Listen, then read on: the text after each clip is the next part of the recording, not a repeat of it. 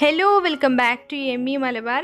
ഇന്ന് നമ്മൾ തയ്യാറാക്കാൻ പോകുന്ന റെസിപ്പി ബേക്കറികളിലൊക്കെ കിട്ടുന്ന ചുവന്ന ലഡുവിൻ്റെ റെസിപ്പിയാണ്. ഈ ലഡു ഒരുവിധം എല്ലാവരുടെയും ഫേവറേറ്റ് തന്നെയായിരിക്കും. വളരെ സോഫ്റ്റ് ആയിട്ടുള്ള, വായിലിട്ടാൽ അലിഞ്ഞു പോകുന്ന ഒരു ലഡുവിൻ്റെ റെസിപ്പിയാണ്. നമ്മുടെ വീട്ടിലുള്ള ചേരുവകൾ മാത്രം മതി ഇത് ചെയ്തെടുക്കാനായിട്ട്. അപ്പോൾ നമുക്കൊട്ടും താമസിയാതെ ഈ ലഡു എങ്ങനെയാണ് ചെയ്തെടുക്കുന്നതെന്ന് നോക്കാം. ഒരു ബൗളിലേക്ക് 1.5 കപ്പ് അളവിൽ കടലമാവ് എടുക്കുന്നുണ്ട്, അതായത് കടലപ്പൊടി. അപ്പോൾ നിങ്ങൾക്ക് ഇതുപോലുള്ളൊരു കപ്പ് വേണമെന്ന് നിർബന്ധമില്ല. നിങ്ങൾ ഏത് കപ്പിലാണോ എടുക്കുന്നത് ആ കപ്പിൽ തന്നെ വെള്ളം കൂടി അളന്നെടുത്താൽ മതി. ആ കാര്യം ഒന്ന് ശ്രദ്ധിച്ചാൽ മതി. അപ്പോൾ 1.5 കപ്പ് അളവിൽ കടലപ്പൊടി ചേർത്ത് കൊടുത്തതിന് ശേഷം ഇതിലേക്ക് 1/4 ടീസ്പൂൺ അളവിൽ ബേക്കിംഗ് സോഡ ചേർത്ത് കൊടുക്കണം. ബേക്കിംഗ് സോഡ എന്ന് പറഞ്ഞാൽ അപ്പക്കാരം. പിന്നെ ഇതിലേക്ക് ഒരു 1/4 ടീസ്പൂൺ അളവിൽ ഉപ്പും കൂടി ചേർത്ത് കൊടുക്കാം. ശേഷം നമ്മൾ അളന്നെടുത്ത അതേ കപ്പിലേക്ക് 1 കപ്പ് അളവിൽ വെള്ളം നിറച്ച് കൊടുക്കണം. എന്നിട്ട് അതിലൊരു പകുതി ഭാഗം നമ്മൾ ഈ മാവിലേക്ക് ചേർത്ത് കൊടുത്തിട്ട് ഒന്ന് മിക്സ് ചെയ്തെടുക്കുക. ആദ്യം നമ്മൾ കുറച്ച് വെള്ളം ചേർത്തിട്ട് വേണം മിക്സ് ചെയ്ത് കൊടുക്കാനായിട്ട്.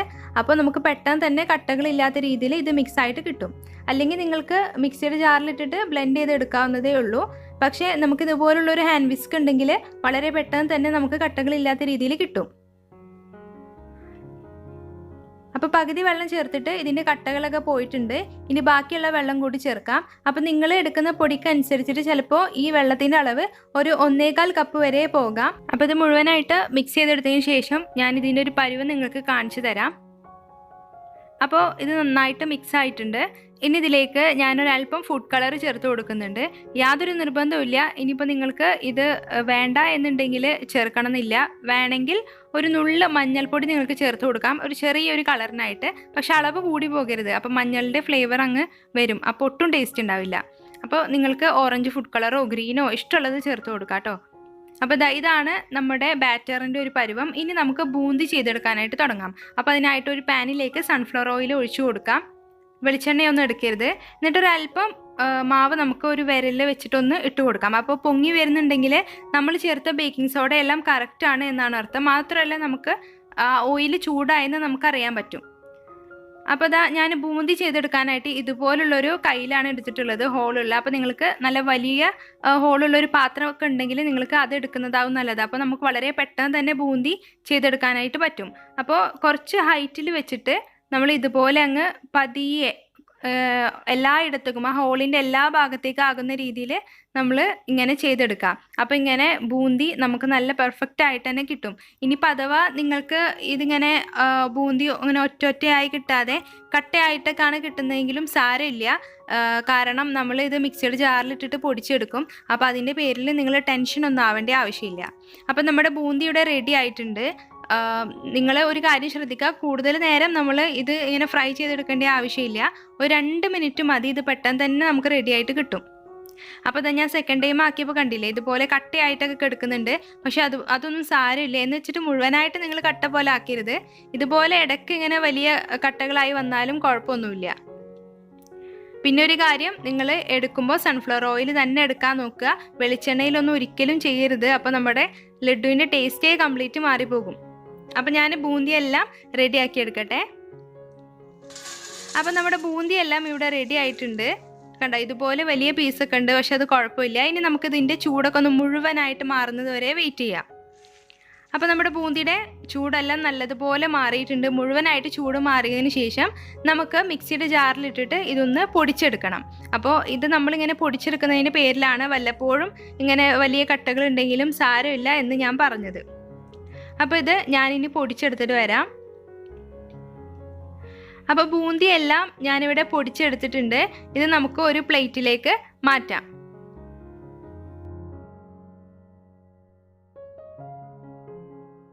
അപ്പം നല്ലതുപോലെ ഇത് അരഞ്ഞ് കിട്ടിയിട്ടുണ്ട്. അതിന് ഇടയിൽ കുറച്ച് വലിയ പീസൊക്കെ ഉണ്ട്, പക്ഷെ അത് കുഴപ്പമൊന്നുമില്ല. ഇനി നമുക്ക് അടുത്ത സ്റ്റെപ്പ് എന്ന് പറയുന്നത് ഷുഗർ സിറപ്പ് ചെയ്തെടുക്കാം. അപ്പോൾ അതിനായിട്ട് ഞാൻ 1 കപ്പ് അളവിൽ വെള്ളം എടുത്തിട്ടുണ്ട്. അതിലേക്ക് 1.25 കപ്പ് അളവിൽ പഞ്ചസാര ചേർത്ത് കൊടുക്കാം. അപ്പോൾ നമ്മൾ വീട്ടിൽ ലഡു ചെയ്തെടുക്കുമ്പോൾ ഒരു ബെനിഫിറ്റ് എന്താണെന്ന് വെച്ചാൽ, ഇപ്പോൾ നമുക്ക് മധുരം കുറക്കണമെങ്കിൽ മധുരം കുറച്ചിട്ട് ചെയ്യാം. അപ്പോൾ ഈ ഒരു മധുരം എന്ന് പറയുന്നത് നമ്മൾ കടയിൽ നിന്ന് വാങ്ങുന്ന നല്ലൊരു മധുരമുണ്ട്. അപ്പോൾ നിങ്ങൾക്ക് അത്ര മധുരം വേണ്ടെങ്കിൽ നിങ്ങൾക്ക് 1 കപ്പ് വരെ പഞ്ചസാര എടുത്താൽ മതി. ഇതിലേക്ക് ഞാൻ ഒരു 3 ഏലക്ക ഇട്ട് കൊടുക്കുന്നുണ്ട്. അപ്പോൾ ഏലക്ക പൊടിച്ചതുണ്ടെങ്കിൽ അത് ചേർക്കുന്നതാവും നല്ലത്. അഥവാ ഇനി പൊടിച്ചതില്ലെങ്കിൽ ഇതുപോലെ ഞാൻ ചെയ്തെടുക്കുന്ന പോലെ ചെയ്താൽ മതി. അപ്പോൾ നമ്മുടെ ഷുഗർ സിറപ്പ് നന്നായിട്ട് തിളച്ച് വന്നിട്ട് ഇത്തിരി തിക്കാവാൻ തുടങ്ങിയിട്ടുണ്ട്. അപ്പോൾ ഇത്തിരി കട്ടിയായി വന്നാൽ നമുക്കിതിലേക്ക് നമ്മൾ നേരത്തെ ചേർത്ത ഫുഡ് കളർ തന്നെ ചേർത്ത് കൊടുക്കാം. അപ്പോൾ ഞാനിങ്ങനെ ഫുഡ് കളറൊക്കെ ചേർത്ത് ചെയ്തെടുക്കാനുള്ള കാരണം ആ കടയിൽ നിന്ന് കിട്ടുന്ന ആ ഒരു ഭംഗി കിട്ടാൻ വേണ്ടിയിട്ടാട്ടോ. അപ്പോൾ നമ്മുടെ ഷുഗർ സിറപ്പ് ഇവിടെ നന്നായിട്ട് തിക്കായി വന്നിട്ടുണ്ട്. ഇതിലേക്ക് നമ്മൾ നേരത്തെ പൊടിച്ച് മാറ്റി വെച്ച ബൂന്തി ചേർത്ത് കൊടുക്കാം. അപ്പം നിങ്ങൾ ബൂന്തി ചേർത്ത് കൊടുക്കുമ്പോൾ ഇത് നല്ല ലൂസായിട്ടാവും ഉണ്ടാവുക. പക്ഷേ അത് നമുക്ക് ഒരു 3 മിനിറ്റ് ഒക്കെ ആകുമ്പോഴേക്കും നല്ല തിക്കായിട്ട് നല്ല റെഡി ആയിട്ട് കിട്ടും.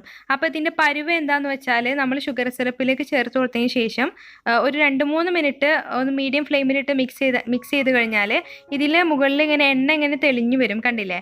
ഈ ഒരു പരുവായാലാണ് നമുക്ക് ഫ്ലെയിം ഓഫ് ചെയ്യേണ്ടത്. എന്നിട്ട് നമുക്ക് ഇങ്ങനെ ഫീൽ ചെയ്യും ഇത് പാനിൽ നിന്ന് ഇങ്ങനെ വിട്ടു വരുന്നു എന്നിങ്ങനെ ഫീൽ ചെയ്യും. അപ്പോഴാണ് നമ്മളിത് പാനിൽ നിന്ന് മാറ്റേണ്ടത്. എന്നിട്ട് ഇത് ചൂടൊക്കെ മുഴുവനായിട്ട് മാറുന്നത് വരെ നമ്മൾ വെയിറ്റ് ചെയ്യണം. അപ്പോൾ കണ്ടില്ലേ, ഈ ഒരു പരുവാണ് നമുക്ക് വേണ്ടത്. ഇനി നമുക്ക് ഫ്ലെയിം ഓഫ് ചെയ്തിട്ട് ഇതിൻ്റെ ചൂട് മുഴുവനായിട്ട് മാറുന്നത് വരെ വെയിറ്റ് ചെയ്യാം. അപ്പോൾ ഇതിൻ്റെ ചൂടെല്ലാം മുഴുവനായിട്ട് മാറിയിട്ടുണ്ട്, കണ്ടില്ലേ? നല്ല സോഫ്റ്റായിട്ട് നമുക്കിങ്ങനെ ഉരുട്ടിയെടുക്കാൻ പാകത്തിനായിട്ടുണ്ട്. ഇത് നമ്മൾ കയ്യിലിട്ടിട്ട് നമുക്ക് എത്ര വലിപ്പത്തിലാണോ ലഡ്ഡു വേണ്ടത് അതുപോലെ അങ്ങ് ചെയ്തെടുക്കാം. അപ്പോൾ ഇത്രയേ ഉള്ളൂ, വളരെ ടേസ്റ്റി ആയിട്ടുള്ള നമ്മുടെ ലഡ്ഡു ഇവിടെ റെഡി ആയിട്ടുണ്ട്. വായിലിട്ടാൽ ഇങ്ങനെ അലിഞ്ഞു പോകുന്ന ലഡ്ഡു ആണ്. എല്ലാവരും ട്രൈ ചെയ്ത് നോക്കണം. അപ്പം നമ്മൾ ചേർത്ത ഏലക്ക ഇങ്ങനെ ലഡ്ഡു ഷേപ്പിലാക്കി എടുക്കുമ്പോൾ അതിൻ്റെ ഇടയിലൊക്കെ വരുന്നുണ്ടെങ്കിൽ അതങ്ങ് മാറ്റി കൊടുക്കാം. അപ്പോൾ ഇത്രയേ ഉള്ളൂ, ബേക്കറികളിലൊക്കെ കിട്ടുന്ന നമ്മുടെ സോഫ്റ്റ് ലഡ്ഡു ഇവിടെ റെഡി ആയിട്ടുണ്ട്.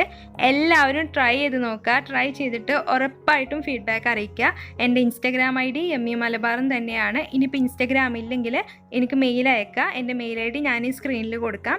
അപ്പോൾ എല്ലാവർക്കും വീഡിയോ ഇഷ്ടമായി എന്ന് വിശ്വസിക്കുന്നു. വീഡിയോ ഇഷ്ടമായാൽ ലൈക്ക് ചെയ്യുക, ഷെയർ ചെയ്യുക. പിന്നെ ചാനൽ ആദ്യമായിട്ട് കാണുന്നവരുണ്ടെങ്കിൽ സബ്സ്ക്രൈബും ചെയ്യുക. താങ്ക്